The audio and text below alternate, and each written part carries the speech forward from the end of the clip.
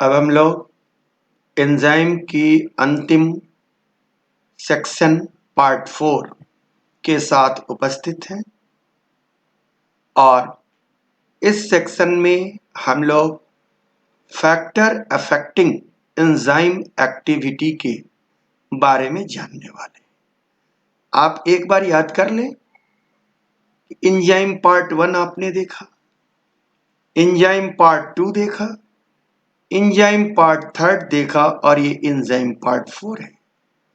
Enzyme part 1 introduction था, enzyme part 2 enzyme की properties थी, एंजाइम की एक्टिव साइट क्या होता है, कैटालिटिक साइट क्या होता है, कैसे बना होता है, कैसे सबस्ट्रेट को कैटालाइज करता है। एंजाइम पार्ट 3 में आपने ये देखा कोफैक्टर क्या है, राइबोजाइम क्या है, एपजाइम क्या है इत्यादि। अब हम लोग ये देखने वाले हैं what kind of the factor who affect the enzyme activity. तो as a factor the most prominent factor like pH या hydrogen ion concentration, second temperature, and the last one is the concentration of substrate. The here one by one we are going to discussing this factor in detail. In nutshell, you must be keep in your mind this part 4 is the very important for you due to your competitive exam like NEET, Olympiad, so and so. तो चले हम लोग शुरू करते हैं कि सबसे पहले पीएच का क्या प्रभाव पड़ता है एंजाइम पर या एंजाइम के एक्शन पर। पीएच एंड एंजाइम एक्शन आप देख रहे हैं इस ग्राफ को, एक एक्सिस पर क्या है पीएच बढ़ रहा है, दूसरे पर रेट ऑफ रिएक्शन। एक बात यहां जान लें कि रेट ऑफ रिएक्शन हम किसे कहते हैं, रेट ऑफ रिएक्शन को हम वेलोसिटी कहते हैं। ध्यान देने की बात है कि rate of reaction of enzyme या एंजाइम की केमिकल काइनेटिक्स, तो उसमें रेट को हम लोग वेलोसिटी कहते हैं, इसलिए एंजाइम की वेलोसिटी मोल पर लीटर में नापी जाएगी। खैर, तो आप देख रहे हैं कि pH 7 का अर्थ भी आप समझ रहे हैं, all of you are the student of chemistry, that's why no any kind of the problem here, कि pH 7 पर मैक्सिमम एंजाइम एक्टिविटी मतलब भी maximum velocity, maximum enzyme rate को अचीव करता है एंजाइम, और इसलिए ये क्या है ऑप्टिमम पीएच कहते हैं। और आप ये देख रहे हैं pH 5 टू pH 9 ये क्या हुआ रेंज, पीएच रेंज की मोस्ट ऑफ द एंजाइम इसी रेंज में काम करते हैं। Enzymes are most active at optimum pH, contain R group of amino acid with the proper charge at optimum pH। मतलब ये हुआ कि आप जानते हैं कि एंजाइम की एक्टिविटी उसके कैटालिटिक साइट पर डिपेंड करती है, और कैटालिटिक साइट का निर्माण प्रोटीन में लगे हुए अमीनो एसिड के साइड चेन या आर ग्रुप पर डिपेंड करती है। तो कहता है कि जब पीएच ऑप्टिमम होता है तो आर ग्रुप साइड चेन जो है वह चार्ज्ड हो जाते हैं और चार्ज्ड अवस्था में रहते हैं। लूज एक्टिविटी इन लो और high pH as tertiary structure is disturbed. बातें समझ में आ रही कि एंजाइम के अंदर जो प्रोटीन है वो प्रोटीन 3D में है, टर्शियरी स्ट्रक्चर को मेंटेन करता है। अगर आप पीएच को कम करें या ज्यादा करें, इससे क्या होगा 3D शेप उसका डीनेचर्ड हो जाएगा, डिस्ट्रॉय हो जाएगा, इसलिए साइड चेन की प्रॉपर स्थिति नहीं रह पाएगी, यानी एक्टिव साइट प्रॉपर नहीं रहेगा, इसलिए वो सबस्ट्रेट के साथ बाइंड नहीं होगा और एंजाइम काम नहीं करेगा। enzyme in different location have different optimum pH value since their environmental condition may be different. बात समझ रहे हैं? A small change in pH above or below the optimum do not cause a permanent change to the enzyme since the bond can be reformed. कहता है कि अगर pH change हो गया तो ऐसा नहीं कि सदा के लिए एंजाइम इनएक्टिव हो गया, हो सकता है कि फिर वो pH रिस्टोर करने पर एंजाइम काम करने लगे, रिफॉर्म कर जाए bond. However, extreme change in pH can cause enzyme to denature and permanently lose their function. permanently lose their function. कि अगर pH बहुत ज्यादा घटा दें या बढ़ा दें तो क्या होगा? वो सदा के लिए डिस्ट्रॉय होगा. लेकिन थोड़ा सा फ्लक्चुएशन होने पर पुनः वो रिस्टोर कर लेता. यही कहना चाह रहा हूं. बातें हमारी समझ में आई? नीचे में हम एग्जाम्पल के तौर पर ऑप्टिमम पीएच कुछ एंजाइम का, जैसे पैप्सिन का optimum pH pH 1 to 2, glucose 6 phosphate 7.2, alkaline phosphatase 11. ये कुछ इंपॉर्टेंट एंजाइम और उनके पीएच वैल्यू का बात था. अब आते हैं टेम्परेचर के ऊपर बात करते हैं. Factor affecting enzyme activity as a temperature, ये बिल्कुल सबसे प्रोमिनेंट फैक्टर है. आप भी जानते हैं, बहुत सारी बात पीछे भी हम लोगों ने टेम्परेचर से संबंधित समझा है. फिर वही होगा कि एंजाइम में पाए जाने वाला प्रोटीन की टर्शियरी स्ट्रक्चर को टेम्परेचर क्या करेगा? डिस्ट्रॉय कर देगा, डीनेचर कर देगा. Optimum temperature, greatest number of molecular collagen. जब ऑप्टिमम टेम्परेचर पर क्या होता है? मॉलिक्यूलर कोलेजन का नंबर सबसे ज्यादा होता है. और आप जानते ही हैं कि मॉलिक्यूलर कोलेजन से क्या होता है. ऐसा नहीं, मैं ही केवल एंजाइम नहीं पढ़ा रहा, आप सरफेस केमिस्ट्री के अंदर भी आप एंजाइम को पढ़ेंगे और वहां ये मॉलिक्यूलर कोलेजन को बहुत आसानी से आप समझेंगे. आपके केमिस्ट्री के सर इसको और डिटेल करेंगे. द ह्यूमन एंजाइम कहां काम करता है, उसका क्या रेंज है? जैसे पीएच के लिए रेंज था वैसे इसके लिए भी रेंज होगा. देखिए ग्राफ, यहां से लेकर यहां तक ये क्या है? रेंज है. और ये क्या है? ऑप्टिमम है. तो 35 to 40 डिग्री सी तक ह्यूमन एंजाइम काम करते हैं. लेकिन ऑप्टिमम क्या है? 37 डिग्री सी. आपके बॉडी का टेम्परेचर इसीलिए 37 डिग्री सी है. उस टेम्परेचर, सामान्य टेम्परेचर पर आपके बॉडी के अंदर पाए जाने वाले सारे एंजाइम फंक्शनल होते हैं, एक्टिव होते हैं. Heat increase beyond optimum T. Heat का प्रभाव क्या पड़ता है? कि टेम्परेचर वो बढ़ा देता है. Increase energy level of molecule disrupt bond in enzyme and between enzyme and substrate. कि अगर जैसे ही टेम्परेचर बढ़ता है या हीट करेंगे या हीट देते हैं तो टेम्परेचर बढ़ेगा. उसका प्रभाव क्या पड़ेगा? Molecular disruption. और बॉन्ड जो है सो एंजाइम के अंदर वो टूटेंगे. यहां तक कि सबस्ट्रेट और एंजाइम के बीच में जो बॉन्ड बनने वाले हैं या बन चुके हैं वो भी टूट जाएंगे. क्योंकि ये सारे बॉन्ड क्या होते हैं? वीक बॉन्ड होते हैं. और कौन कौन बॉन्ड टूटेंगे? हाइड्रोजन बॉन्ड टूटेगा, आयनिक बॉन्ड टूटेगा जो वीक नेचर के होते हैं. हमसे ज्यादा आप लोग बॉन्ड के बारे में जानते हैं. डिनेचुरेशन, लूज 3D शेप, आप पहले से भी जानते हैं. कोल्ड क्या? अब तो हीट का प्रभाव देख लिया. Cold, decrease temperature, molecular movement या collision slower, decrease collision between enzyme and substrate. These are the clue. How can temperature affect the enzyme activity? अब आप समझ गए होंगे कि अगर आपको बुखार लगता है तो क्या होगा? हाई फीवर में क्या होगा? एंजाइम काम करना बंद कर देंगे. इसलिए बुखार में आप परेशान होते हैं, डॉक्टर परेशान होते हैं. अब हीट शॉक, हीट वेव, लू लग जाना, उसमें क्या होगा? ये एक्टिविटी होगी, आदमी का डेथ हो जाता है. बॉडी को हीट लगता है, टेम्परेचर राइज करेगा, दिक्कत हो जाएगी.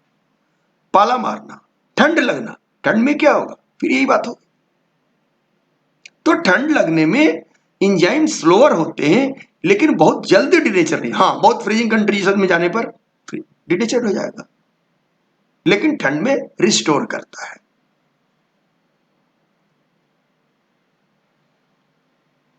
अब देखिए ग्राफ को कि इधर क्या है, वेलोसिटी या एंजाइम एक्टिविटी। इधर वेलोसिटी बढ़ रही है जैसे जैसे आप टेम्परेचर बढ़ा रहे हैं। तो इनिशियली क्या है कि जैसे जैसे आप टेम्परेचर बढ़ाते जा रहे हैं, ये स्लोप ऊपर की ओर जा रहा है। मैक्सिमम कहां चला गया, 40 डिग्री सी पर। फिर उसके बाद धीरे धीरे धीरे धीरे और 60 और 70 के बीच में क्या हुआ, डिक्लाइन होकर 0 हो गया। कहता है कि ये 0 से 10 डिग्री और 10 से 20 डिग्री के बीच में एंजाइम की एक्टिविटी बहुत ज्यादा बढ़ रही है। 30 पर आते आते और बढ़ जा रही है, 40 पर और बढ़ जा रही है। तो इसका रिलेशन क्या है, इस पर थोड़ा बात करते हैं। Each enzyme has optimum temperature and the Q10 सब क्या है, 10 degree C Celsius reaction rate double, कि 10 डिग्री के इंटरवल पर रिएक्शन रेट प्रायः डबल हो जाता है। 10 डिग्री पर, ये 10 डिग्री सेल्सियस पर जो रेट ऑफ रिएक्शन है 20 पर इससे डबल हो जाएगा, 30 पर इससे डबल हो जाएगा, 40 पर इससे डबल। यह ग्राफ भी इसीलिए ऐसा बनाया गया है। आपके एनसीईआरटी में यह ग्राफ नहीं है, यह इसका रियल ग्राफ है, इसलिए हमने इसको यहां दिया है। कहता है कि higher temperature cause denaturation, optimum temperature for the most body enzyme the 37 degree, optimum temperature for the urease is 60 degree। ये ध्यान देने की बात है, यूरेज नामक एंजाइम जो है 60 डिग्री तक काम करता है। तो इस तरह के कुछ एंजाइम आपके बॉडी में है या नेचर में है जिसे हीट रेसिस्टेंट एंजाइम के नाम से जानते हैं। आपको पीछे के दिन हमने टैग पॉलीमरेज के बारे में चर्चा किया था, भूल गए होंगे। अगर भूल गए तो फिर पीछे से आप लेक्चर का वीडियो देख सकते हैं, नहीं अन्यथा याद है तो कोई बात नहीं। अब आते हैं थोड़ा Q10 क्या है, इस बात को हम लोग मैथमेटिकली डील करते हैं और आपको समझाते हैं, क्योंकि ये बहुत ही इंपॉर्टेंट है। इसलिए इंपॉर्टेंट है कि आप जानते हैं कि जीवन की पहली प्रक्रिया है मेटाबॉलिज्म, और मेटाबॉलिज्म के ही आधार पर आप कोई भी बात बायोलॉजी के अंदर समझ सकते हैं। कोई भी दुनिया की फेनोमेना हो, डाइजेशन, रिस्पायरेशन, सर्कुलेशन, एक्सक्रीशन, या प्लांट्स के अंदर photosynthesis, respiration, nitrogen, metabolism, plant growth, cell division, so and so. तो हर जगह रेट ऑफ रिएक्शन की चर्चा होगी और आप हमसे बार बार पूछेंगे यहां पर कौन सा एंजाइम इन्वॉल्व हो रहा है, क्यों इतनी फास्ट एंजाइम रिएक्ट कर रहा है। तो इन सारी बातों का जड़ में क्या है, Q10। तो आए Q10 के बारे में थोड़ी सी बात हम समझें। कहता हूं mathematical skill and coefficient Q10, इसको हम लोग कहते हैं। अब ये Q10, इसको हम लोग कहीं कहीं कह देते क्या, कोफिशिएंट फॉर रिस्पायरेशन, नहीं, कोफिशिएंट फॉर एंजाइम। Q10 क्या है, Q10 कहता हूं कि all living system require constant input, be able to use and interpret the coefficient Q10 equation. Q10 is equal to K2 upon K1, the power 10 upon T2 minus T1। ये equation है Q10 का। आपके लिए क्या है Q10, कि after rise of 10 degree temperature interval the rate of reaction will be double. ये छोटी सी बात है, लेकिन इसका प्रभाव जब आप जानेंगे तो इसका प्रभाव बहुत ज्यादा है। आगे हम लोग बढ़ेंगे, बार बार मैं इसको याद दिलाऊंगा। अब यहां बहुत सारी बात आ गई, K2 क्या है, K1 क्या है, T2 क्या है, T1 क्या है। देखें T2 क्या है, हाइयर टेम्परेचर। 10 डिग्री इंटरवल के बाद अगर मान लीजिए कि आपने टेम्परेचर, इनिशियल टेम्परेचर 15 डिग्री लिया है, तो हाइयर टेम्परेचर क्या होगा, 15 degree plus 10 degree, 25 degree Celsius. तो T2 25 डिग्री सेल्सियस हो गया higher temperature. T1 lower temperature या initial temperature. K2 metabolic rate at high temperature, K1 metabolic rate at lower temperature। Q10 the factor by which the reaction rate increase when the temperature is rise by the 10 degree of free energy या 10 degree interval. समझे हमारी बात को? अब देखिए, जब आप optimum temperature देंगे इंजाइम को तो क्या होगा, इंजाइम फास्टेस्ट रेट से काम करेगा। तो कितना उसका रेट है, रेट क्या है कि एक एंजाइम, एक molecule of enzyme catalyze how many molecule of substrate in a unit time at Q10। ये निकालना होगा कि 10 डिग्री पर। तो अगर ये Q10 अचीव कराना होगा, Q10 की स्टडी करेंगे तो फाइनली हम कहां पहुंचेंगे कि जहां टेम्परेचर, ऑप्टिमम टेम्परेचर जहां आ रहा है 40 डिग्री सी या 37 डिग्री सी के आसपास, कि एक मॉलिक्यूल एंजाइम कितने मॉलिक्यूल सबस्ट्रेट को पर यूनिट टाइम में कैटालाइज कर दे रहा है। अब इसके लिए एक दूसरा शब्द देते हैं, आप नए बच्चे हैं इसलिए उस शब्द को हम आपके लिए प्रस्तुत कर रहे हैं। उसको हम लोग कहते हैं टर्नओवर नंबर ऑफ एंजाइम। क्या कहते हैं? Turnover number. तो इससे रिलेटेड थोड़ी सी बात हम टर्नओवर नंबर की भी आपसे करना चाहते हैं। एंजाइम टर्नओवर नंबर, इसके एग्जाम्पल दिए हैं। देखिए, यूनिट टाइम कह रहे थे तो यहां पर मैंने यूनिट टाइम क्या लिया है? पर सेकेंड। कार्बोनिक एनहाइड्रेज देख ले कितना है, acetyl cholinesterase, penicillinase, chymotrypsin, DNA polymerase first, lysozyme. तो स्लोएस्ट है और फास्टेस्ट कौन है? Carbonic anhydrase. यह भी कई बार नीट में पूछा हुआ है। कार्बोनिक एनहाइड्रेज पर देख रहे हैं हम कितनी बात बोल रहे हैं। पिछले वीडियो में हमने क्या कहा था कि इसमें मेटल एक्टिवेटर Zn होता है। उसके पहले क्या कहा था, यह कार्बन डाइऑक्साइड और वाटर को मिला करके क्या कार्बोनिक एसिड में कन्वर्ट करता है, रिवर्सिबल रिएक्शन चलाता है। यानी कार्बोनिक एनहाइड्रेज से काफी बातें हमने आपको बताया, इसलिए कि इससे बहुत सारे क्वेश्चन पूछे जाते हैं। फिर मैं बोलूंगा कि नीट में भी पूछा गया, ओलंपियाड में पूछा गया, तो आप कहेंगे सर एक ही बात बार बार रट रहे हैं। हम बार बार रट नहीं रहे, आपको याद दिला रहे हैं। अगर आप क्वेश्चन बनाते होंगे तो आप देखते होंगे। तो टर्नओवर नंबर की भी बात हुआ, टेम्परेचर की बात हुआ, पीएच का बात हुआ। अब हम लोग बात करेंगे कि एंजाइम के ऊपर सबस्ट्रेट कंसंट्रेशन का क्या प्रभाव पड़ता है, कि अगर सबस्ट्रेट की कंसंट्रेशन बढ़ाएंगे तो वेलोसिटी ऑफ एंजाइम पर क्या प्रभाव पड़ेगा, इसको देखते हैं। इस बात को सबसे पहले बताए कौन? Michael and maintain. आइए माइकल मेंटेन के बारे में कुछ जानते हैं। Factor affecting enzyme activity and substrate concentration. देखिए, फिर हमने ग्राफ लिया है और इधर क्या रेट ऑफ रिएक्शन को वेलोसिटी कहा है, मोल पर लीटर में लिया है। और ये क्या है? सबस्ट्रेट का कंसंट्रेशन इधर दिखा है, ये भी मोल पर लीटर में। अब देखिए, यहां ये जो देख रहे हैं आप, यह क्या देख रहे हैं? ये एंजाइम को मैंने निरूपित किया है, रिप्रेजेंट किया है। और इसके अंदर यहां जो ये इसके मुंह में फंसा हुआ जो देख रहे हैं, ये सबस्ट्रेट है। देखिए 1 2 3 4, ये 4 एंजाइम के अंदर सबस्ट्रेट नहीं है और इनके अंदर सबस्ट्रेट है। यानी क्या है? यहां सबस्ट्रेट का कंसंट्रेशन कम है, तो जो एंजाइम अवेलेबल है उनमें से कुछ एंजाइम एक्शन नहीं कर रहे, कुछ ही एंजाइम एक्शन कर रहे हैं। तो जैसे जैसे सबस्ट्रेट बढ़ेगा तो क्या होगा? सारे एंजाइम सबस्ट्रेट के साथ भिड़ जाएंगे तो ऑटोमेटिकली रेट ऑफ रिएक्शन बढ़ जाएगा। देखिए, अब यहां आते आते क्या हुआ कि जितने भी एंजाइम के मॉलिक्यूल थे सब सबस्ट्रेट के साथ इंगेज हो गए। अभी भी सबस्ट्रेट सरप्लस 1 बचा हुआ है। तो अब कितना, 1 बचे या 100 बचे, यहां कितना भी सबस्ट्रेट वहां बचे तो क्या रेट ऑफ रिएक्शन हाई होगा? अगर आपके सामने मैं प्लेट में पहले एक पूड़ी रखता हूं तो आप हो सकता है कि जल्दी जल्दी खाएं, आप 2 पूड़ी रखते हैं और तेजी से खाएं। लेकिन जब मैं 10 पूड़ी आपके प्लेट में रख दूंगा तो क्या 10 पूड़ी एक ही बार रख लीजिएगा? नहीं। तो इनिशियली आपका मुंह जो अगर एक एंजाइम की भांति काम करता है और एक्टिव साइट आपका मुंह जो दांत है, तो उसके अंदर सबस्ट्रेट जो पूड़ी जा रहा है वो इंगेज उसको कर रहा है। तो इनिशियली रेट ऑफ रिएक्शन बढ़ेगा, लेकिन बढ़ने के बाद क्या होगा, एक समय आएगा कि उसके बाद नो इंक्रीज, स्टैटिक वे में रिएक्शन चलेगा।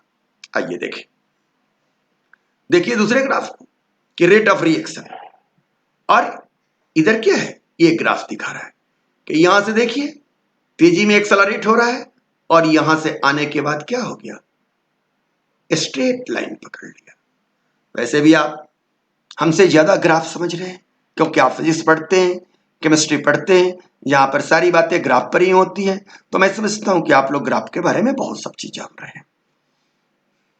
तो आए अब देखिए कि यह जो बी पॉइंट मैं दिखा रहा हूं, यहां के बाद इसका एक लीनियर वे में यह ग्राफ जा रहा है। तो मैक्सिमम जो एक्टिविटी है एंजाइम का यहीं तक है। तो मैक्सिमम को हम लोग कहते हैं मैक्सिमम वेलोसिटी, जिसके लिए टर्म लेते हैं वी मैक्स। सबस्ट्रेट कंसंट्रेशन या सबस्ट्रेट के उपस्थिति में, अब ये इतना इतना से ज्यादा, इससे ज्यादा अगर सबस्ट्रेट बढ़ता है तो क्या एंजाइम की वेलोसिटी बढ़ेगी? नो। यानी अब सबस्ट्रेट कंसंट्रेशन का प्रभाव एंजाइम पर नहीं पड़ेगा। एक लिमिट समय तक, एक लिमिट कंसंट्रेशन तक सबस्ट्रेट का प्रभाव एंजाइम पर पड़ता है, एंजाइम के रेट ऑफ रिएक्शन पड़ता है। तो यह वैल्यू क्या हो गया, भी मैक्स का लिए वह कंसंट्रेशन सबस्ट्रेट का जिस पर एंजाइम भी मैक्स को अचीव किया। अब भी मैक्स और ये स्थिति हुआ भी जीरो। तो भी जीरो और भी मैक्स के बीच हाफ वी मैक्स, इसे क्या कहते हैं, हाफ वी मैक्स। अब हाफ वी मैक्स एंजाइम की वेलोसिटी हाफ वी मैक्स के बराबर कब होगी, तो इस सबस्ट्रेट कंसंट्रेशन पर होगी। तो इसे कहा गया केएम, माइकल मेंटेन कांस्टेंट। तो केएम क्या है, वह सबस्ट्रेट कंसंट्रेशन जिस पर एंजाइम की वेलोसिटी हाफ वी मैक्स के बराबर हो या वी मैक्स की आधी हो। अब ये केएम का value enzyme kinetics, action of enzyme, inhibition of enzyme में बहुत ज्यादा है, इसलिए मैंने इसको समझाया। क्योंकि बगल में देख रहे हैं ग्राफ है, हाफ वी मैक्स है इसका। अब देखिए एक नॉर्मल एंजाइम जो काम कर रहा है, रेड कलर दिखाए, उसके लिए वी मैक्स कहां है, लेकिन कंपिटिटिव इनहिबिटर लग गया तो वी मैक्स देखिए कहां चला गया। अगर नॉन कंपिटिटिव इनहिबिटर लगा तो वी मैक्स कहां गया। इन सारी बातों पर तो यहां मैं दिखाना क्या चाहता हूं कि बाबू कि ये केएम का वैल्यू बहुत ही इंपॉर्टेंट है और केएम को आपको ध्यान से समझना है। फिर से एक बार समझ लिया केएम क्या है। केएम सबस्ट्रेट का कंसंट्रेशन है, वह कंसंट्रेशन ऑफ सबस्ट्रेट जिस पर एंजाइम की एक्टिविटी हाफ वी मैक्स के बराबर हो। किसके बराबर हो, हाफ वी मैक्स के बराबर हो। अब माइकल मेंटेन साहब, लोगों दो आदमी थे, दोनों लोगों ने मिलकर के ये कांस्टेंट को बताया। तो आखिर उनका और काम क्या था, उन्होंने एंजाइम की वेलोसिटी के लिए फॉर्मूला बनाया और एंजाइम की वेलोसिटी के लिए जो फॉर्मूला दिया उसको हम लोग क्या कहते हैं, Michael Menten equation. Michael Menten equation क्या है, इस पर बात करते हैं। The plot provide the useful graphic method to analyse the Michael Menten equation.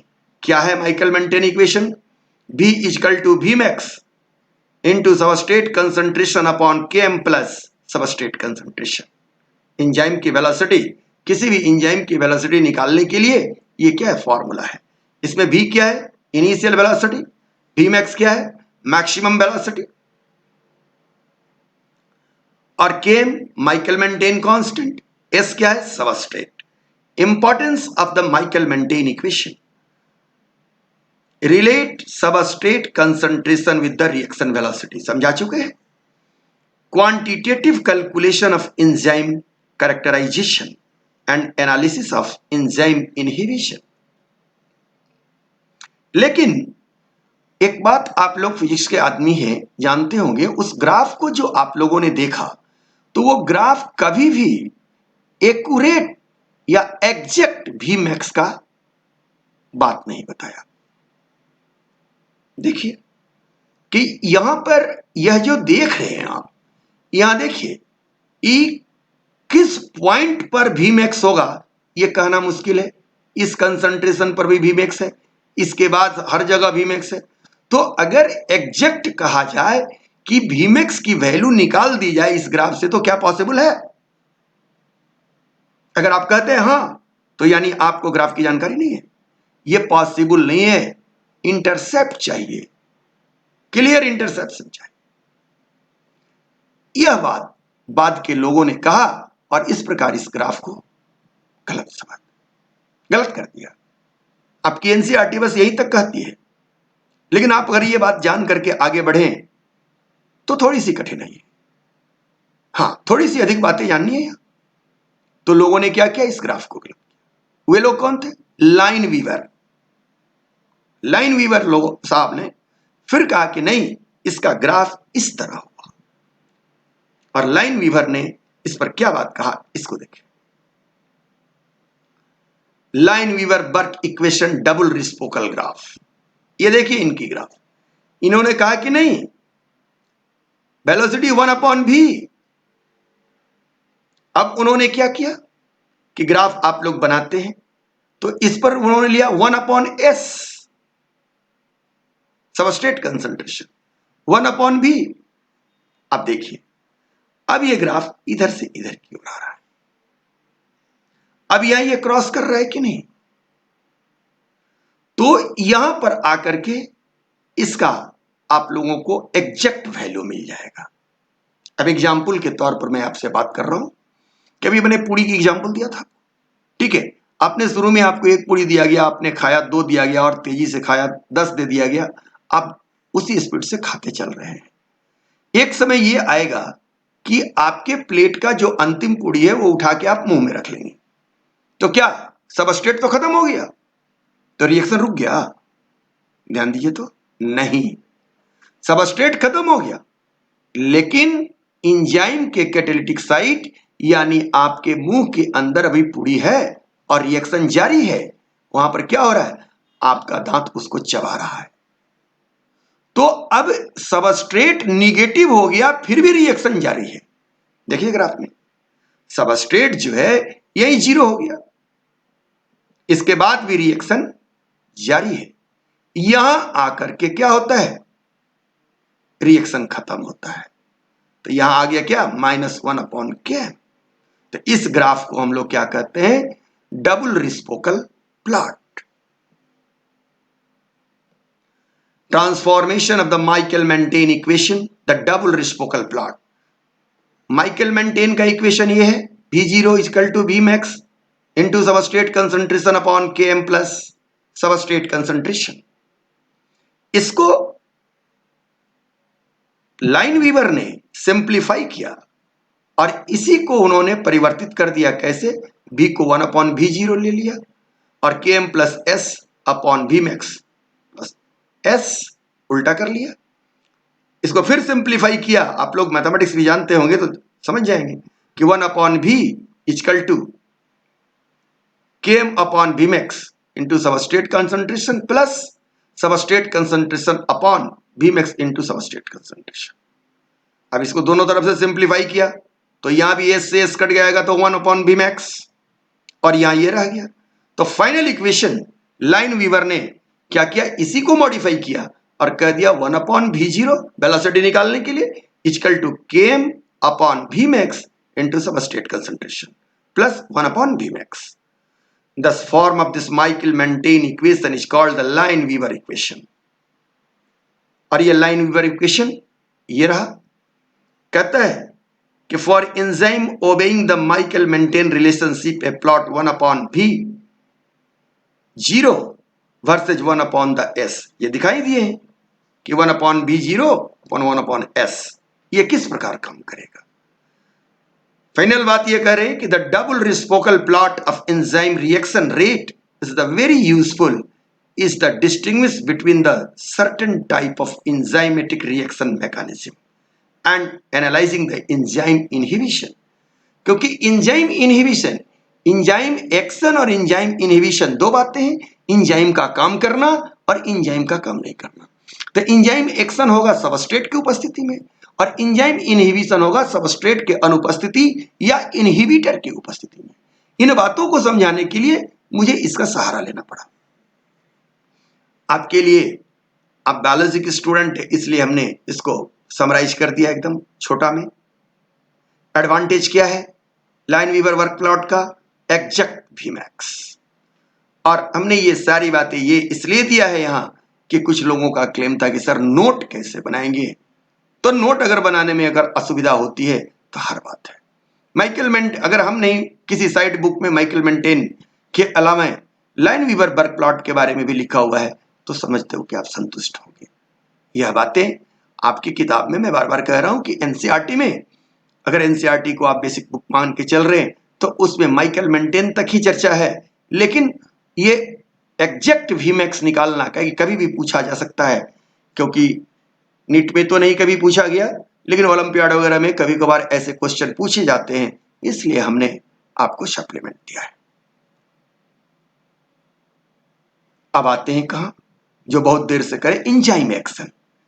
क्योंकि दो बातें हमको जाननी है, इंजाइम एक्शन और इंजाइम इनहिबिशन। आप भी जानते होंगे कि इंजाइम एक्शन के लिए दो वैज्ञानिकों ने दो हाइपोथेसिस दिया, एक का नाम है कीलॉक हाइपोथेसिस, दूसरे का इंड्यूस इफेक्ट। कीलॉक हाइपोथेसिस जैसे डिस्कार्ड कर दिया गया, मैं इसकी चर्चा यहां नहीं कर रहा हूं, बहुत सारे साइट बुक में वो लिखा हुआ होगा, आप पढ़ सकते हैं या हमसे पूछ सकते हैं। जो सबसे इंपॉर्टेंट हाइपोथेसिस है वो क्या है? Induce effect. Induce effect hypothesis को कोसालैंड ने दिया, वैसे आज तो ये थ्योरी है।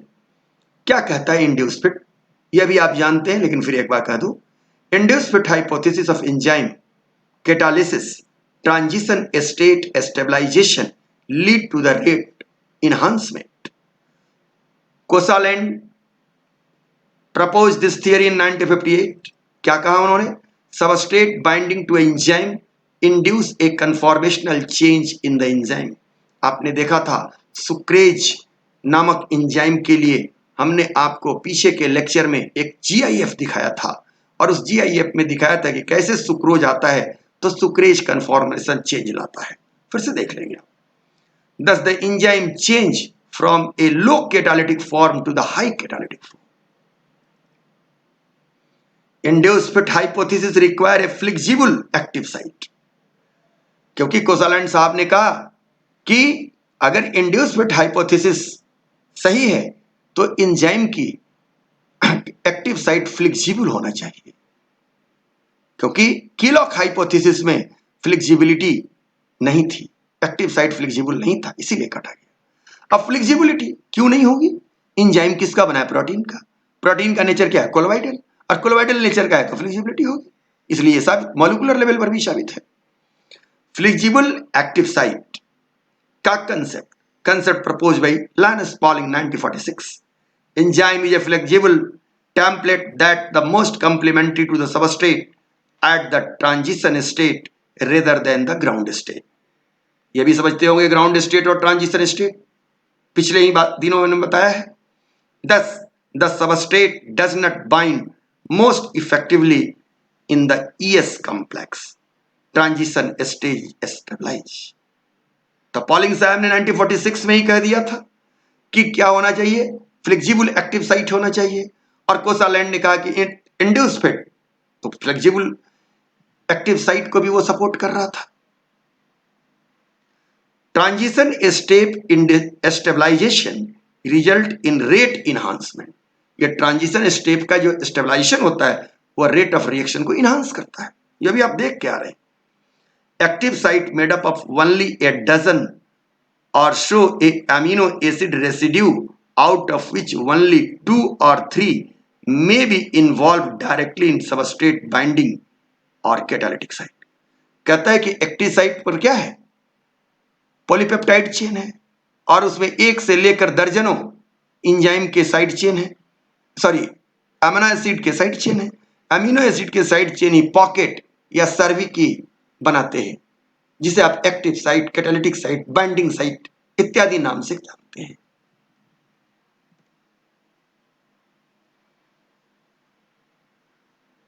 Induced fit model of enzyme catalysis change in the three-dimensional structure of enzyme and substrate is induced to binding the substrate to enzyme active site।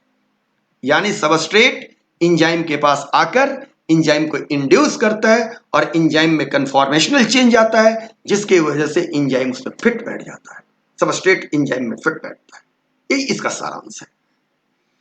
Induce fit model, the configuration of the both enzyme and substrate are modified by substrate binding. दोनों के configuration change हो जाते हैं। हमने तो अभी खाली enzyme का कहा कि नहीं, कि एंजाइम की कॉन्फ़िगरेशन और सबस्ट्रेट की भी कॉन्फ़िगरेशन दोनों की चेंज आएगी। This model proposed that the initial interaction between the enzyme and substrate is relatively weak, but that this weak interaction rapidly induce conformational change in the enzyme that strengthen bonding।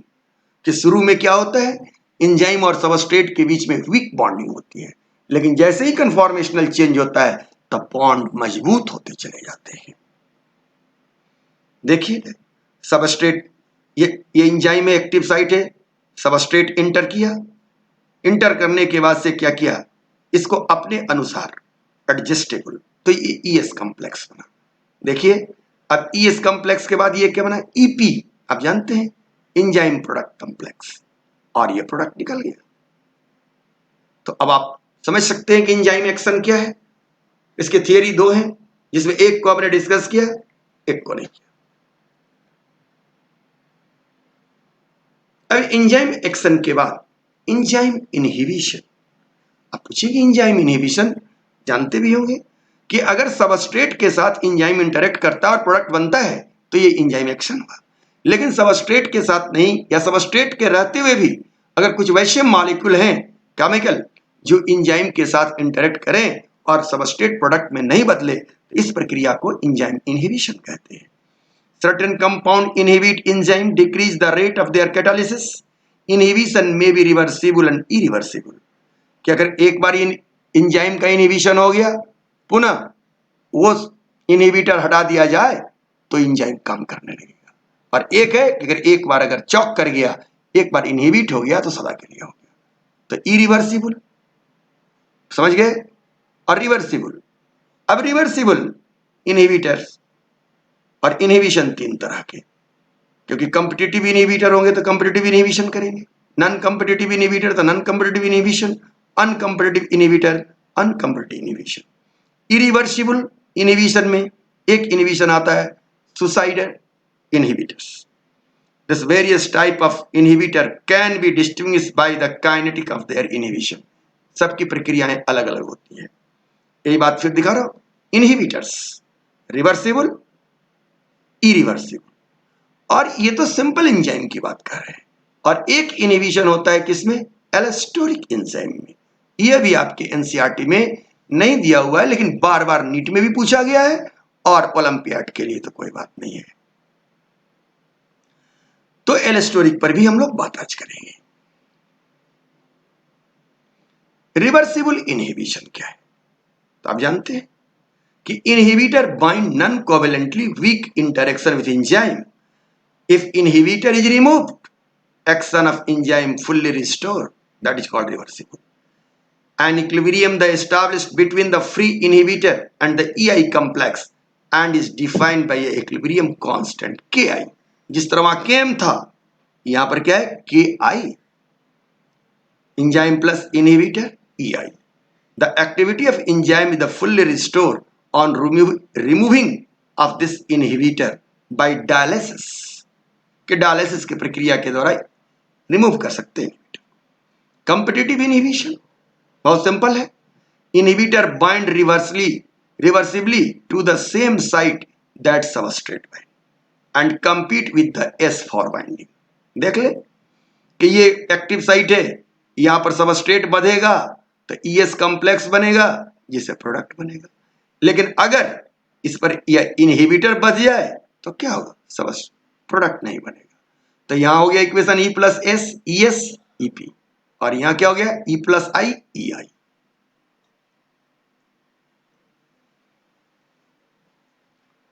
Substrate analogue, substrate analogue का मतलब हुआ कि वो substrate के जैसा ही दिखे, functionally similar नहीं हो लेकिन स्ट्रक्चरली मोर और लेस सबस्ट्रेट के जैसा हो। Inhibitor closely resemble with the substrate. These are called substrate analog. Inhibitor can be reversed by the increasing the concentration of S reversible. कहता है कि अगर कॉम्पिटिटिव इनहिबिटर इनहिबिशन कर दिया तो अगर सबस्ट्रेट के कंसंट्रेशन को बढ़ा देंगे तो इनहिबिशन रिमूव हो जाएगा। Degree of inhibition depend upon the concentration of substrate and concentration of inhibitor and also relative affinity of the enzyme for S and I, कि किसके साथ उसकी कितनी एफिनिटी है। इसको एग्जाम्पल के द्वारा जान ले। Malonate is a competitive inhibitor of SDH, succinic dehydrogenase. Succinic dehydrogenase एक एंजाइम है जो माइटोकॉन्ड्रिया के अंदर पाया जाता है। इसका काम क्या है सक्सिनिक डिहाइड्रोजिनेज का? सक्सिनिक एसिड या सक्सिनेट को फ्यूमेरिक एसिड या फ्यूमेरेट में बदलना। लेकिन सक्सिनिक एसिड के बदला सक्सिनिक डिहाइड्रोजिनेज के साथ मैलोनेट नामक कंपाउंड बन जाए।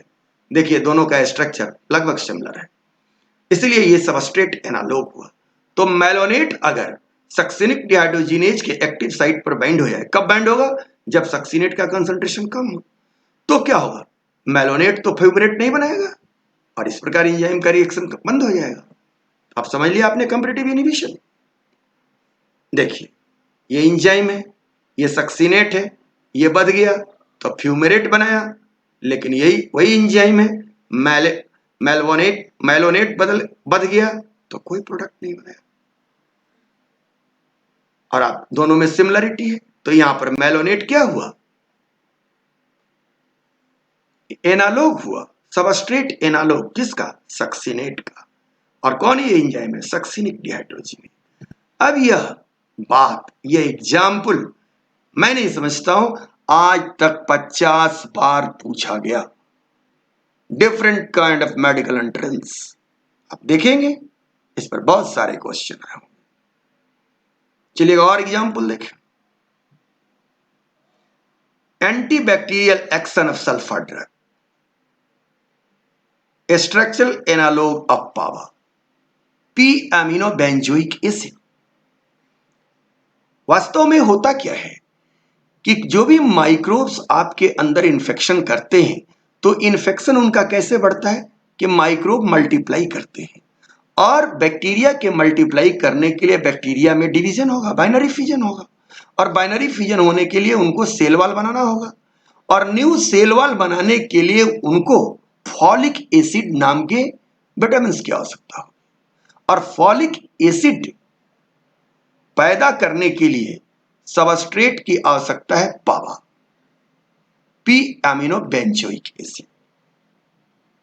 पी एमिनो बेंजोइक एसिड जब फॉलिक एसिड सिंथेटेज के साथ रिएक्ट करता है तो फॉलिक एसिड का निर्माण होता है। अब फॉलिक एसिड को बनना है तो बैक्टीरिया में सेल डिवीजन होगा। अगर हम किसी भी तरह फॉलिक एसिड के निर्माण को बैक्टीरिया के अंदर बंद कर दें तो उसका मल्टीप्लिकेशन नहीं होगा और पेशेंट में इंफेक्शन नहीं बढ़ेगा और पेशेंट धीरे धीरे स्वस्थ हो जाएगा। तो इस स्थिति में हमने सबस्ट्रेट एनालॉग का यूज किया कि पावा का सबस्ट्रेट एनालॉग हमने खोजा और उसे हमने यूज किया। तो सबस्ट्रेट एनालॉग से जब फॉलिक एसिड सिंथेटेज बढ़ेगा तो क्या वो बनाएगा फॉलिक एसिड? नहीं। तो देखिए ये पावा का काम क्या है? फॉलिक एसिड बनाना। पावा क्या है? पारा एमिनो बेंजोइक एसिड। और देखिए इसका सबस्ट्रेट एनालॉग क्या है? Sulpha amide, sulphonyl amide. तो ये एनालॉग जो है, अब इस फॉलिक एसिड सिंथेटेज जिसका दूसरा नाम है टेरावाइड सिंथेटेज, अगर टेरावाइड सिंथेटेज के साथ जुड़ता है तो क्या होगा? काम नहीं होगा। नोट में लिखा हुआ है कि not toxin to human can not synthesize folic acid. तो बैक्टीरियल ग्रोथ को चेक करने के लिए सल्फा ड्रग का यूज किया जाता था। आज तो बहुत जगहों पर प्रतिबंधित है। आज एंटीबायोटिक्स का यूज करते हैं। हम लोग जानेंगे कि एंटीबायोटिक किस तरह, वो भी ब्लॉकर है एंजाइम। तो आज की दुनिया में बहुत सारी दवाएं जो आपकी बनती है इसी सिद्धांत पर बनती है, हम एंजाइम को ब्लॉक करते हैं। वैसे इनहिबिटर की खोज करते हैं जो एंजाइम को ब्लॉक करे। आप जानेंगे मेडिकल कॉलेज में एंजाइम ब्लॉकर क्या होता है, चाहे हम भी एप्लीकेशन बायोलॉजी में बात करेंगे 12।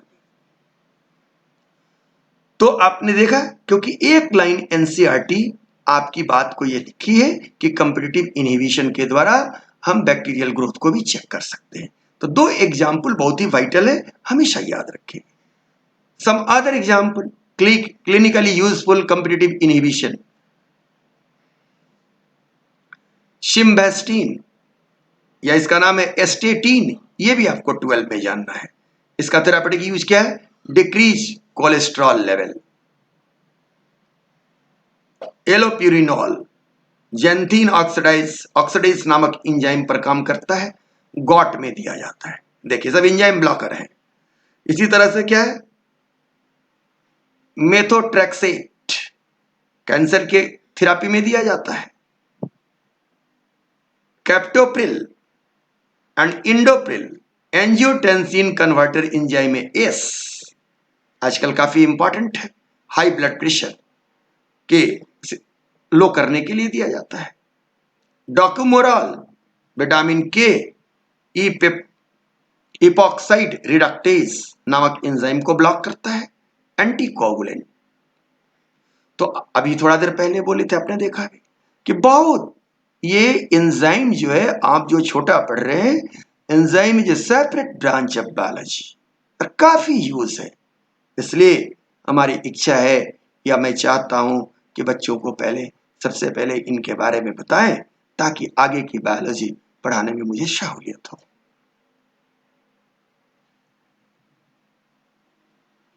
अब ये देखिए, आपने एक एंजाइम का नाम सुना होगा, रुबिस्को, फोटोसिंथेसिस में कार्बन डाइऑक्साइड फिक्सेशन के लिए।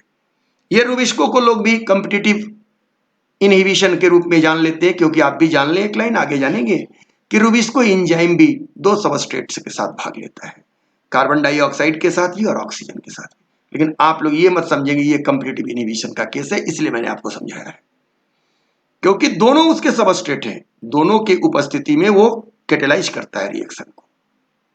कार्बन डाइऑक्साइड से जब वो मिलेगा तो क्या करेगा, दूसरा प्रोडक्ट बनाएगा 3PGA, 3 फॉस्फोग्लाइसेरिक एसिड। और जब ऑक्सीजन के साथ मिलेगा तब वो क्या बनाएगा, 3PGA plus glycolate, P glycolate या फॉस्फोग्लिसराइड।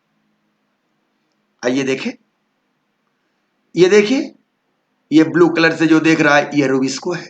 आप बार बार जान रहे थे कि रुबिस्को के एक्टिव साइट या एंजाइम के एक्टिव साइट पर क्या होते हैं, एमिनो एसिड के साइड चेन है। तो लाइसिन एस्पार्टिक एसिड, लाइसिन, देखिए इस सब के साइड चेन निकले हुए हैं, और ये साइड चेन मिलकर के एक्टिव साइट का आर्जिनिन, हिस्टिडीन, सब के साइड चेन क्या कर रहे हैं, यहाँ पर यही बॉन्ड, वीक बॉन्ड और स्ट्रॉन्ग बॉन्ड की चर्चा जो हम कर रहे थे, देखिए सब बॉन्ड बना रहे हैं। और इस प्रकार ये क्या है, सबस्ट्रेट है, RUBP, राइब्यूलोज बाइफॉस्फेट। ये राइब्यूलोज बाइफॉस्फेट किसके साथ, रुबिस्को के साथ इंटरेक्ट कर रहा है, और इंटरेक्ट करने में क्या किया देखिए, और साथ में CO2, तो CO2 भी यहां सबस्ट्रेट हुआ, RUBP भी सबस्ट्रेट हुआ। इस दोनों को ये बाइंड करा रहा है, दोनों को जोड़ रहा है। RUBP में 5 कार्बन है और CO2 में 1 कार्बन है, तो 5 1 6 हुआ। अभी 6 को क्या करेगा, दोनों को जोड़कर और 3 में तोड़ देगा।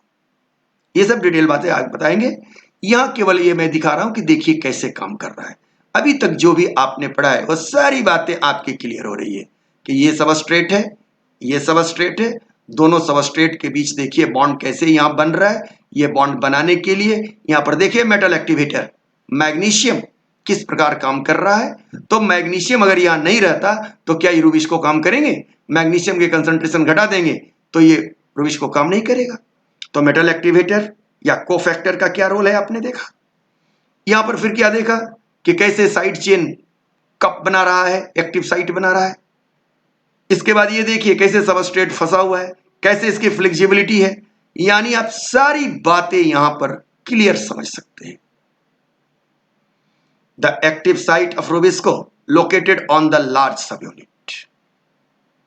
And activation require correct positioning of Mg added to a CO2 molecule to the lysine. 204 204 number पर लाइसिन रहता है। और ये अगर लाइसिन, ई लाइसिन है, अगर ये लाइसिन अगर पोजीशन नहीं करे तो देखिए Mg नहीं रहेगा यहां। और ये लाइसिन अगर नहीं पोजीशन करे तो देखिए CO2 के साथ ये कंबाइन नहीं करेगा। ये काफी अच्छी तस्वीर है, इसलिए मैंने आपको यहां लाया है कि इस सारी चीज एंजाइम के बारे में जितनी बात हम कहना चाहते वह सारी बातें रिफ्लेक्ट हो रही है। आप देख सकते हैं, आगे हमसे पूछ सकते हैं, और आप ध्यान दें कि फिर इसको घूम करके फोटोसिंथेसिस में आएगा। अब आते हैं नॉन कॉम्पिटिटिव इनहिबिशन के बारे में कि नॉन कॉम्पिटिटिव इनहिबिशन क्या है। तो कहता है कि कॉम्पिटिटिव तो आपने समझ लिया, ये भी बहुत छोटी चीज है।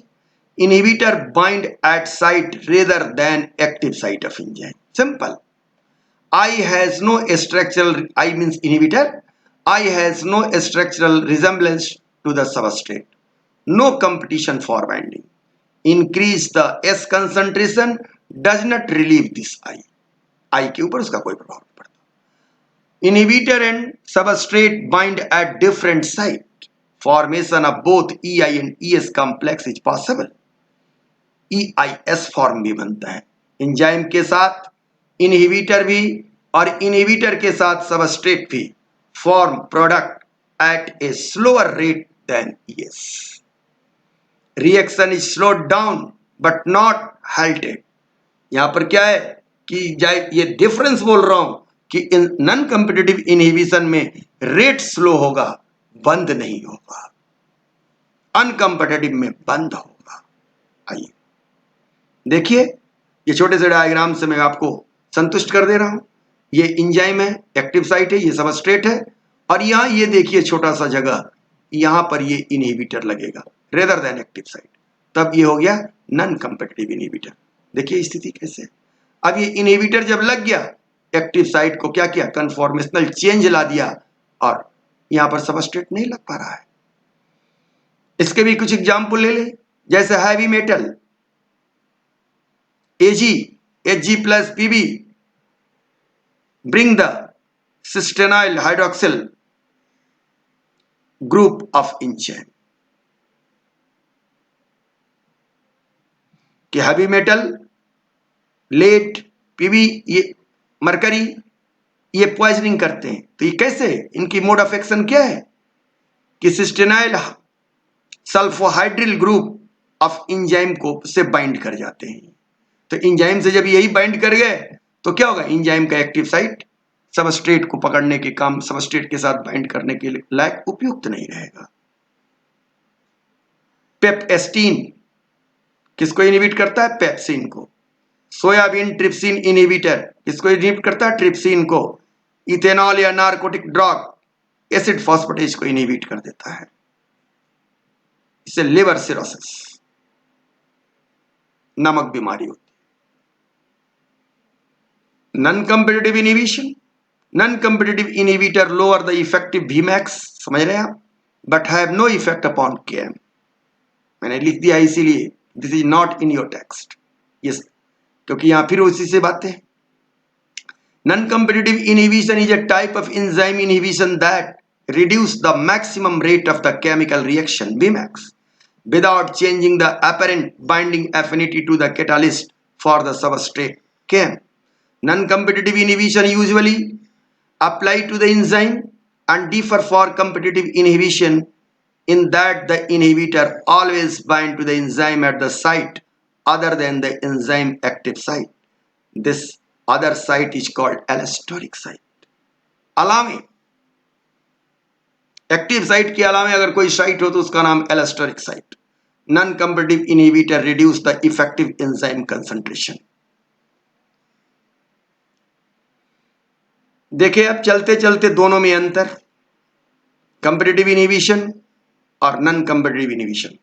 मैं समझता हूं कि मेरे बिना बोले हुए ही आप सब अंतर समझेंगे कि देखिए दोनों में इनहिबिटर कहां लग रहा है। Uncompetitive inhibition, inhibitor bind only to the ES complex not the free E। Inhibitor जब भी बाइंड होगा तो ES कॉम्प्लेक्स पर, याद रखिएगा नॉन कॉम्पिटिटिव और अनकॉम्पिटिटिव में अंतर। Inhibitor cause structural distortion of the active site. Enzyme catalytically inactive. Inhibitor cannot reverse by increasing substrate.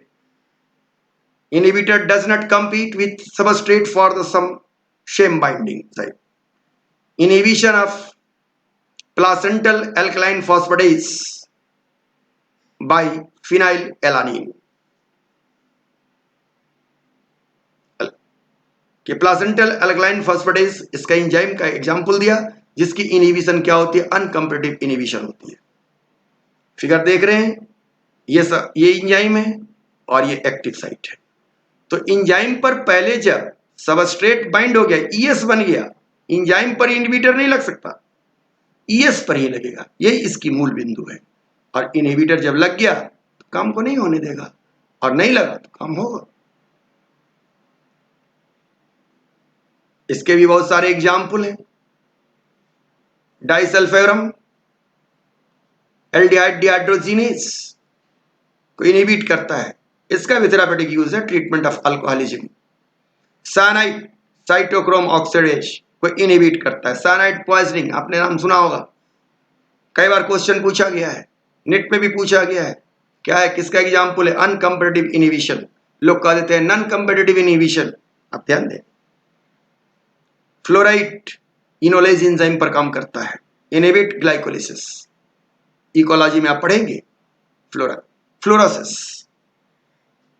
के फ्लोरीन जब पानी में, आर्सेनिक पानी में पाए जाते हैं तो क्या प्रभाव डालते हैं, वहां पर हम लोग चल करके बात करेंगे ब्लू बेबी सिंड्रोम, और उसमें वहां फ्लोराइड की चर्चा करेंगे।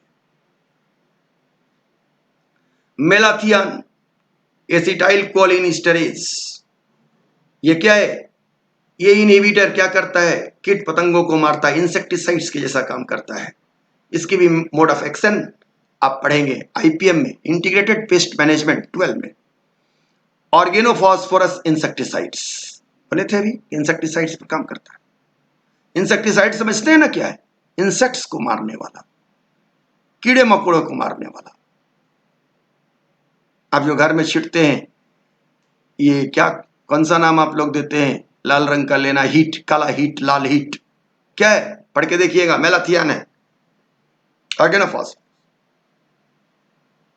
डाइआइसोप्रोपाइल एंड फ्लूरोफॉस्फेट, ये कहां काम करता है? Serine protease, acetyl cholinesterase, nerve gas. Depression की स्थिति में इस दवाओं का प्रभाव किया जाता है।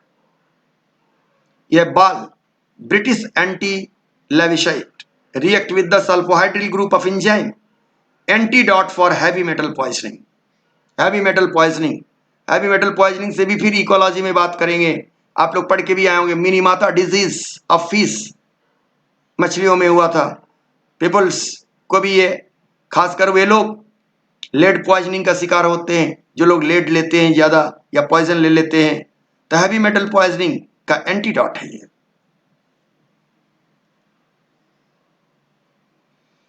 रिवर्सिबल के बाद थोड़ी सी बात इरिवर्सिबल पर करते हैं कि इरिवर्सिबल इनहिबिशन क्या है। Inhibitor bind covalently strongly with the enzyme irreversibly, so it can not dissociate from the enzyme. अभी तक सब डिसोसिएट हो सकते हैं, फिर से अपना रिस्टोर कर सकते हैं, ये रिस्टोर नहीं करेगा। Inhibitor cause conformational change at the active site of enzyme, destroying their capacity to the function at catalyst. Enzyme activities are not regain after even dialysis, dialysis के बाद भी रीगेन नहीं करेगा। By increasing the substrate concentration, substrate के concentration के भी increase करने से नहीं होगा। A variety of poison such as the iodoacetate, OP poisoning and oxidizing agent act as a irreversible inhibition। याद होगा irreversible inhibition में एक चीज दिया था, सुसाइड इनहिबिशन क्या है, केवल डेफिनेशन जाने। A specialized form of the irreversible inhibition, also known as the mechanism based inactivation. Inhibitor make use of enzyme own reaction mechanism to inactivate it. Inhibitor, a structural analog, is converted to the more effective inhibitor with the help of E to be inhibited. Enzyme literally commit suicide, माने कि enzyme शाब्दिक तौर से क्या, मर जाता है। आत्महत्या कर लेता है। They utilise normal enzyme reaction mechanism to inactivate the enzyme, कि जिस तरह एंजाइम सबस्ट्रेट से काम करता उसी तरह ये इनहिबिटर एंजाइम से काम करके एंजाइम को ही सदा के लिए बर्बाद कर देता है। अभी आप लोगों ने जैसे सुना था ना कि लोगों ने हाथी को पटाखा खिला दिया था, सुसाइडल टेंडेंसी हो गई उसकी। तो यहां समझ लीजिए कि वो एंजाइम क्या है, हाथी है, और समझ ये इनहिबिटर क्या है, वो पटाखा है। हाथी ने तो पटाखा नहीं खाया होगा, हाथी भोज्य पदार्थ जो रात दिन हमेशा वो खाता था, केला खाता है, आटे का पूड़ी खाता है, लड्डू खाता है, इसी तरह की चीजों में लगा करके लोग खिला दिए होंगे। एग्जाम्पल के तौर पर समझने के लिए ऐसा कह रहा हूं। अब लास्ट, एलोस्टेरिक इनहिबिशन। ये एंजाइम ही कोई दूसरे तरह का है, इस पर भी हम लोग जेनेटिक्स में चर्चा करेंगे। वो एंजाइम एलोस्टेरिक एंजाइम है जिसमें दो साइट हो, एक एक्टिव साइट और दूसरा एलोस्टेरिक साइट। देखिए ये एक्टिव साइट है, ये रेगुलेटरी साइट या एलोस्टेरिक साइट है। और ये एक्टिव साइट पर सबस्ट्रेट बाइंड होता है, एलोस्टेरिक साइट पर इनहिबिटर नहीं कहते इसको, मॉड्यूलेटर। या मॉड्यूलेटर क्या कर सकता है, रेट ऑफ रिएक्शन को बढ़ा भी सकता है और घटा भी सकता है, इसीलिए इसका नाम दिया जाता है allosteric regulation. The catalytic activity of the certain regulatory enzyme is modified by certain low molecular weight substance or molecule known as allosteric effector या modulator. Allosteric enzyme has one catalytic site where the substrate bind and another separate allosteric site where the modifier bind. Elo में ala में other. Allosteric and substrate binding site may or may not be physically adjacent. वो साथ साथ हो सकते हैं, अलग अलग हो सकते हैं। The binding of the regulatory molecule can either enhance the activity of enzyme, allosteric activation, or inhibit the activity of enzyme, allosteric inhibition. बहुत सिंपल बातें हैं। जीआईएफ को आप देख रहे हैं, यहां पर ये बद गया और ये एक्टिव साइट, देखिए प्रोडक्ट बन रहा है। तो यहां ये क्या कर रहा है, इसको रेगुलेट कर रहा है, मतलब इनहांस कर रहा है एक्टिविटी को, लेकिन ये इसको रिड्यूस भी कर सकता है।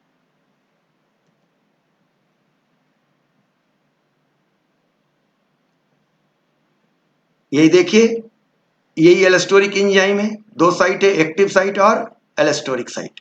एक्टिव साइट पर सबस्ट्रेट है, एलोस्टेरिक साइट पर क्या है, एलोस्टेरिक एक्टिवेटर या मॉड्यूलेटर या इफेक्टर या डिटर्मिनेंट। अब ये क्या है, एलोस्टेरिक इनहिबिटर लग गया तो यहां पर जाकर सबस्ट्रेट नहीं बंधेगा, तो ये इनहिबिटर हो गया।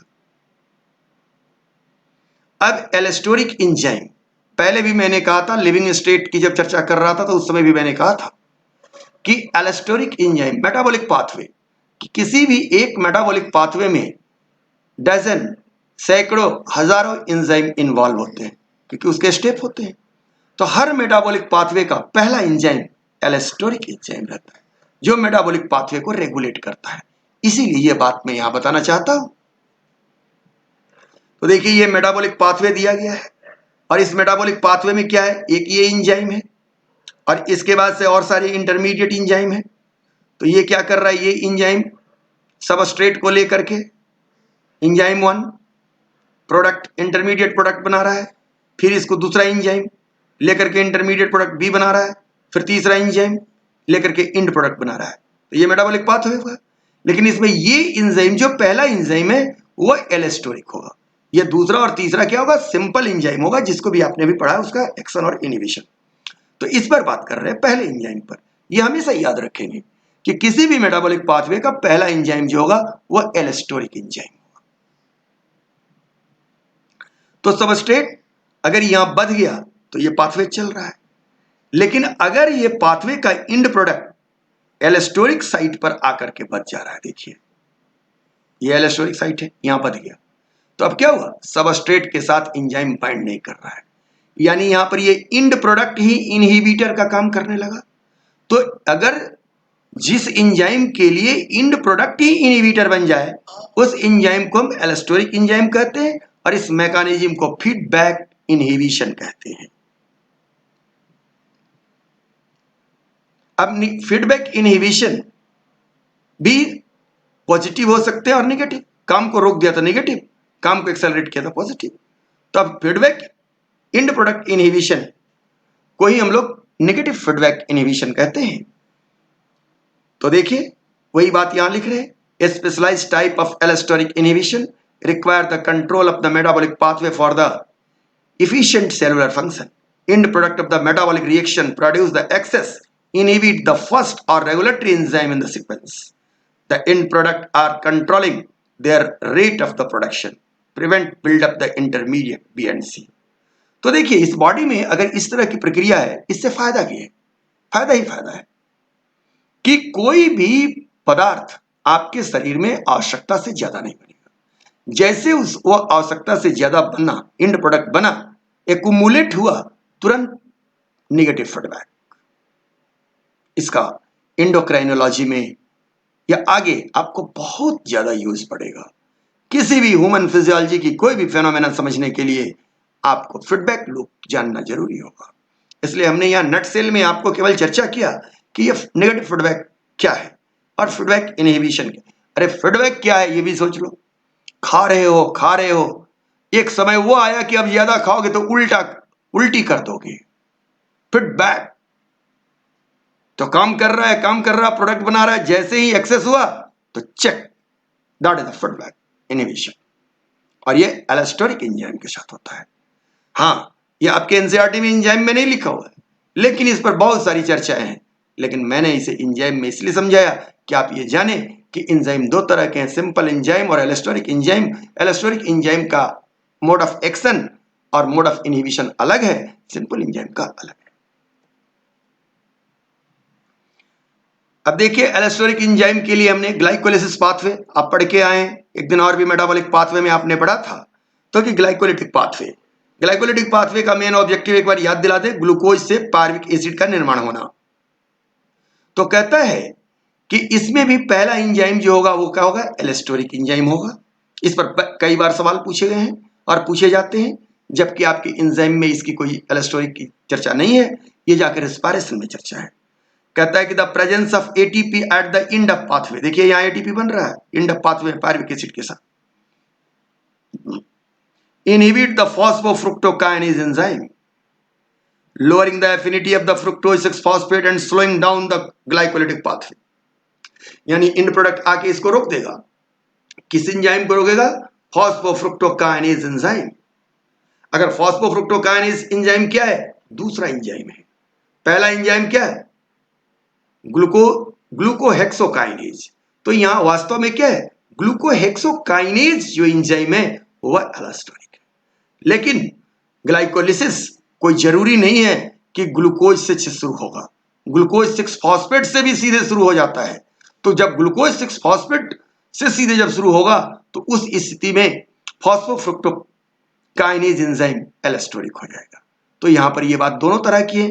कुछ किताबों में पहले एंजाइम को ये इसको मानता है और कुछ किताबों में पहला एंजाइम इसको मानता है। तो आप दोनों पर ध्यान दें, या तो फॉस्फोहेक्सोकाइनेज या ग्लूकोहेक्सोकाइनेज वो भी एलोस्टेरिक होगा, और फॉस्फोफ्रुक्टोकाइनेज यानी दोनों को सम्मिलित रूप से कहते हैं हेक्सोकाइनेज। तो ये हेक्सोकाइनेज एंजाइम एलोस्टेरिक होगा, कई बार पूछा गया है। The phosphofructokinase aid to the addition to a phosphate group, changing fructose 6-phosphate to fructose 1,6-biphosphate.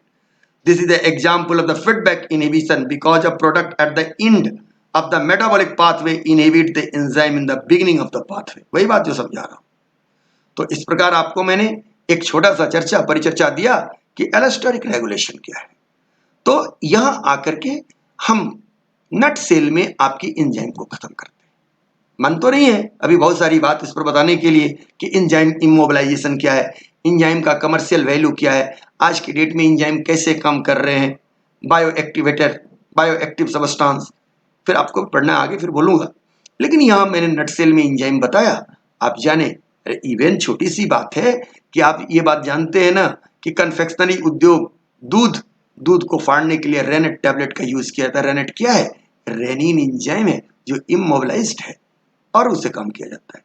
आप अल्ट्रा सर्फ या एक्सेल, ब्लो एक्सेल ये सब सर्फ खरीदते हैं, उसमें एंजाइम के दाने एंजाइम डाले हुए हैं।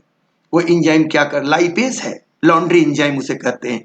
क्या करता है, आपके कपड़े पर जो दाग लगा हुआ है वो तो या लिपिड के चलते लगा रहेगा या प्रोटीन के चलते। तो ये प्रोटीन और लिपिड को अगर वो डाइजेस्ट कर दे तो कपड़ा धुल जाएगा। स्टेनलेस धुलाई बार बार लोग प्रचार करते हैं, आप देखेंगे होगे, कोई भी सर्फ, बढ़िया सर्फ का डिटर्जेंट पाउडर को लेकर के देखिए, उसमें लाल हरे छोटे छोटे दाने होंगे, उस दाने को हाथ से दाब के पीच के देखे, वो चिपचिपा होगा, कोलोइडल नेचर का है। तो कितनी बात बोले, लेकिन फिर भी हमने आपको कुछ बातें बताई एंजाइम के बारे में, और एंजाइम बहुत ही इंपॉर्टेंट है, बायोमॉलिक्यूल बहुत इंपॉर्टेंट है। आप सोच रहे होंगे कि क्यों इतना बायोमॉलिक्यूल पर जोर दिए हैं। मैं आपका कोई दुश्मन नहीं हूं, मैं आपका वेल विशर हूं। आप मन लगा के पढ़े देखे, और अब एंजाइम हमारी खत्म हुई, आप मान ले कि बायोमॉलिक्यूल्स भी खत्म हुई। हमें लिपिड और कार्बोहाइड्रेट से बहुत लेना देना नहीं है, आप केमिस्ट्री में पढ़ेंगे। हम यहाँ थोड़ी सी बातें आपको लिपिड और कार्बोहाइड्रेट के बारे में बोलेंगे, जो कि अगले कड़ी में, अगले लेक्चर में मैं संभवतः लिपिड और उसके बाद कार्बोहाइड्रेट बोल करके बायोकेमिस्ट्री और बायोमॉलिक्यूल खत्म करूंगा, और इसके बाद तुरंत मैं सेल लेके आ रहा हूं, क्योंकि इसके बाद मेरी अगली कड़ी है सेल। Enough, thank you.